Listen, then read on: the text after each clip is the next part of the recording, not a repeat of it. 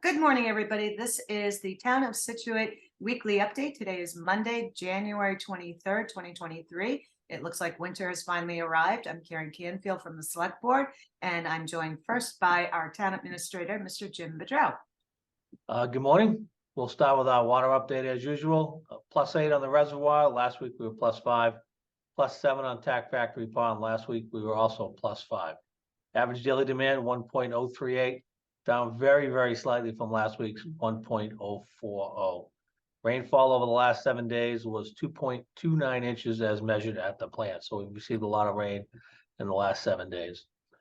Speaking of water, segueing, there is a coastal flood advisory in effect today from 10 a.m. to 2 p.m.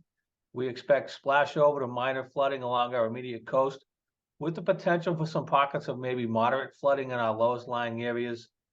Travel will likely be hindered due to flooding in the following locations: the intersection of Lighthouse and Rebecca Road, Mill Wharf and Cole Parkway parking areas, in front of St. Mary's Church. Front Street may have some water on it. If that happens, we will close Front Street near CVS. Edward Foster Road, Bailey's Causeway, and Northern Central Ave and Hummerock down the end around the 290-300 area. The astronomical high tides will continue through Wednesday with the potential for some localized flooding each one of those afternoons. Biggest concern though is today's high tide at noontime. That's an 11-7 tide, so we'll be keeping an eye on that. So if you're going to be out and about at those times, please be aware of those areas and make sure you proceed with caution if you do see standing water on the roadway. The town of Scituate is launching the Scituate Community Choice Electricity Program in March of 2023. An electricity supply bulk purchasing program that leverages the buying power of Scituate's residents and businesses to provide competitively priced electricity options, longer-term price stability, and 10% more renewable electricity than required by the Commonwealth. Letters have been mailed to residents. They should be receiving them, and residents will be automatically enrolled in this program. However, participation is voluntary, and you may opt out or choose to switch to a different option with more or less energy content. To opt out, you must take action by February 21st, 2023. If you already have a third-party supplier for your electricity, you will not be impacted by this. You will stay with your current supplier. Your service does not change. It's still brought by National Grid. It's just who's providing electricity at this point. We have extensive information on our website. Just go to the town website, and on the top you'll see Community Electricity. You can click on that. Author our broker, Good Energy. You can call 833-828-3222 for more information. We will also be holding 2 information sessions, both on February 2nd, one at 2 p.m. at the Senior Center, and the other at 6 p.m. at the library in the community room. There's also a video with Lisa Bertolo, the chair of our aggregation committee, and that is on the town website where she discusses this in more detail. GATRA, our local bus service, will be establishing a new transit service starting February 1st of this year. The new service will be GATRA On Demand Seacoast. Rather than the current service of a bus route with set times, On Demand Seacoast will function more like an Uber or Lyft, where residents in the service area, and we'll post a map with the service area, will be able to make an appointment to get picked up at their residence and taken to their destination within the service area. So you'll no longer have to get yourself out to the bus stop or the bus route and wait for the bus. You can go online through their app and make an appointment. I'll call the number, which I'll give you in a second, and they will come and pick you up. You can download the app, search GATRA Go on your mobile device. You can use the app or call directly to GATRA at 800-698-7676 to arrange for your ride. Rides will be free for the month of February. After that, there'll be $2. Children under 6 are free. I know one of the things the EDC talked about is being able to get to the beaches. So if you're in the service area, this will actually take you down to Peggotty Beach or the Lighthouse. So they think it's going to be an improvement in service than what we're getting right now. So we'll see what happens, but that's going to roll out February 1st. And I know they will be doing an information session this week at the Council on Aging. I'll let people know when that is tomorrow night when I have more details on that. Salt and Sand Pile once again is back at Egypt Beach parking lot across from Egypt Beach store. If you need something, please go help. The Lighthouse, we will be giving a much bigger update tomorrow as part of my select board update. We are still on track for getting that done. The contractor is working on the bids right now. The main question seems to be what to do with the existing lighthouse lantern room. We are going to replace that. The consultant is leaning towards that will go to the contractor. It has PCBs, it has asbestos, so it is quite contaminated, so saving it will be quite a project. But we're going to have a conversation on that this afternoon, and then I'll have an update for the board tomorrow night. Scituate Sister Film Festival continues tomorrow night, January 24th at the Senior Center. Suggested donation is $10. It is free for students. Refreshments will be served. We'll continue to remind people Widows Walk is open. You can walk there. You can walk there with your dogs. Your dogs must be leashed at all times. And please keep your dogs, your pets, and yourselves off our greens. They are very fragile. They're very expensive. So please stay off the greens and on the pathways to the extent possible. There are barrels at the end of the walks when you get back to the parking lot for you to dispose your waste.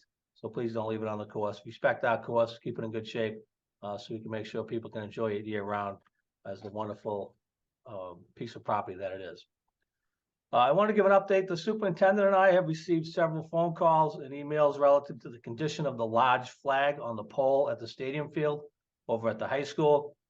The mechanism for raising and lowering that flag is not working, so we have not been able to raise or lower the flag. We've tried using the town's fire department ladder truck, but it doesn't have the reach. We've had various crane companies come in. They've either failed or not attempted the job. Our facilities department believes they have a solution lined up and may be imminent to repair the pole and remove the flag. We have a crane company lined up to come in and do the work. However, given the spate of warm weather and the rain that we've received, we cannot deploy the crane without doing significant damage to the landscaping around the flagpole. So what we're doing right now is we're waiting for a good cold spell to come, harden that ground up so we can get the crane out there.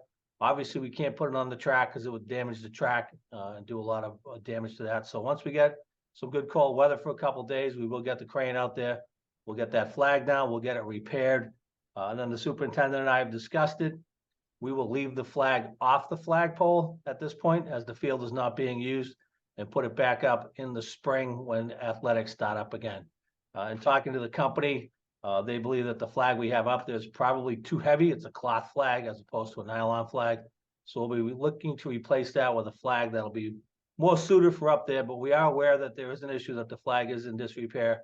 It's just we haven't been able to get up there and get it due to the weather that's bogging us down with our crane. So please, we are aware of it. We'll get up there as quickly as we can and make sure that that's repaired and replaced. If you're down at Cole Parkway, next week, the contractor will start setting up the staging area. We have posted the staging area and the new traffic flow on the website. It'll be similar to what we did when we did the piling project down at Cole Parkway, so it shouldn't cause any disruptions. The project is obviously has to be done by the boating season, so the contract will be in and out by the end of May. We'll have a brand new marina down there, so just be aware of that if you're going to be down there next week. Finally, I'm going to give a heads up again. It's never too early. Beach stickers go on sale on February 13th at 8:30. Non-resident stickers and Hammerock only stickers will be online. They will not be in person. They will be online only. The sale goes live at 8:30. You will not receive an email. You will not receive a notification. It will just go live at 8:30. The non-resident stickers sold out in 7 minutes last year. So if you're looking for a non-resident all beach sticker, you better be ready to get online and get that done on the 13th. Stickers are $300 for non-residents. Non-resident Hammerock only is $100, and resident stickers are $35. And that's what I have for today. Thanks, Jim. That's quite a lot of information. I will now throw this over to our superintendent of schools, Mr. Bill Burkhead. Thank you, Ms. Canfield, and good morning, everyone. Happy Monday. The big three out of the superintendent spotlight this week are the Scituate High School roof, the accelerated repair project update, the Hatherley new school building project update, and some community connections news. Why each of these matters? I'll start with the roof update. Scituate Public Schools continues its commitment to maintaining and improving our schools in collaboration with our town administration and the MSBA, which is the Mass Association of School Building Authority, taking steps to replace the Scituate High School roof. I'll get into a deeper dive in that in a minute. I want to jump into the Hatherley new school building project next. During the January 18th meeting, which was last week, of the school building committee, there was a project update by the owner's project manager, Vertex, and our new designer, new architect shared their designer work plan. by Doran Whittier. The next meeting will be February 8th, focusing on communication and transparency with our community, which means that we're coming to the point where we'll be actively involving the community in correspondence, communication, focus groups, surveys, all that type of good stuff. We're also putting a special place on our website, preparing that now for frequently asked questions, updates, and the things alike. So you haven't missed anything. We're still planning all of that, and our next meeting will really focus on narrowing that down now that we have an OPM and a architect, and all that information will be forthcoming soon. Next, the community connections. Great week last week. We had our Scituate Public School students were treated to fresh fish tacos for lunch, and they were thoroughly enjoyed through our partnerships with local businesses. Kevin Norton caught and donated the fresh catch, which was processed and delivered by Mulaney's Fish Market, owned by Joby Norton. John Belber from Holly Hill Farm, which we have great relations with, was also actively involved, and they all came in and helped serve the food as well, as was Scituate High School senior Lauren Esker, who interns at Holly Hill Farm through the Scituate High School School to Career Internship Program, which is real authentic learning, and glad to see her involved in this as well, making this happen. I want to just thank everybody for bringing healthy local fish or fresh food products to the plates of our students. Again, they thought it was delicious, but there's an article in the Patriot Ledger from last week if you want to look that up. It goes into a lot more detail about this, but we're really proud of that and look to do more of that kind of community connections and awareness with our local businesses and contacts with our kids. Finally, just a deeper dive into the Scituate High School roof repair. It's been a while since we've talked about this, so if you're not familiar with it, in keeping with the program requirements of the MSBA's Accelerated Repair Program, or ARP, the MSBA has assigned both an owner's project manager. Again, this is a similar process than the new school building project. It's just accelerated, as the name states. In this case, the MSBA picks the owner's project manager and the designer and architect. In the Hadley case, we were able to do that with the MSBA. So the town of Scituate is assigned the following consultants for the schematic design study at the high school for potential or partial roof replacement. And the OPM is Project Planning Professions, or P3 Inc. And the designer or architect is BWA Architecture. So the next steps for this project is the school department, and working with Mr. Boudreau and his team, will send the MSBA the following documents: a contract with the OPM, contract with the architect, existing building information checklist, which we can fill out for them, and the OPM system access request form, which is a document required by them that we'll have no problem filling out. So we'll meet that deadline. We're confident in that. And then the project will go before the board for votes, and then we'll have more detailed information on when that project is approved and rolled out to the community. So more to come on that. Thank you, everybody. That's my report for this week. Feel free to reach out with any follow-up questions, and have a great week. Thank you, Superintendent Burkhead. Just a couple of quick announcements about upcoming town meetings this week. Tonight, Conservation meets at 6 p.m. Economic Development Commission meets at 6:30.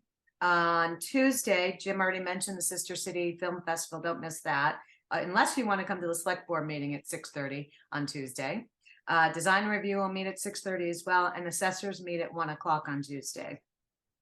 On Thursday, the planning board meets at 6:30, and at 7 o'clock, the advisory committee will be meeting. All of their agendas and how to participate in those meetings are on our website. I do also want to just note that on Sunday, the Historical Society will be hosting a talk at the Mossing Museum at 1 o'clock about living in history, because we do have residents at our lighthouse and at the Bates House, so they'll be participating. And also on Sunday at 4:30, the Scituate Friends of Music will have an open mic fundraiser at Oro, and sure Mr. Boudreau will come sing for that, right? And that'll be a good thing to do. And the last thing I want to note is a big shout out to tomorrow night. We will be recognizing the 35th year anniversary service anniversary awards to two of our longtime employees, our firefighter EMT, Mr. Danny Mendez, and DPW Highway Kevin now I'm going to have to be careful, Mike Kilowitz. I think I said that close. Thank you both for your long service, and we look forward to seeing you tomorrow night. Everybody have a great week. Be careful. It's going to get slick out there later today. And one final note, all of the board has received a number of calls from folks when they got their electric bills this week. If you have a real problem addressing those costs, you can work with the utility company to get a payment schedule. Or if you would like to go to the Scituate Community Christmas website, they are standing by, willing, ready to help any resident that really just is not going to be able to pay those bills. They'll be happy to guide you through their process. That's all I have. I hope you have a great Monday. Thank you so much.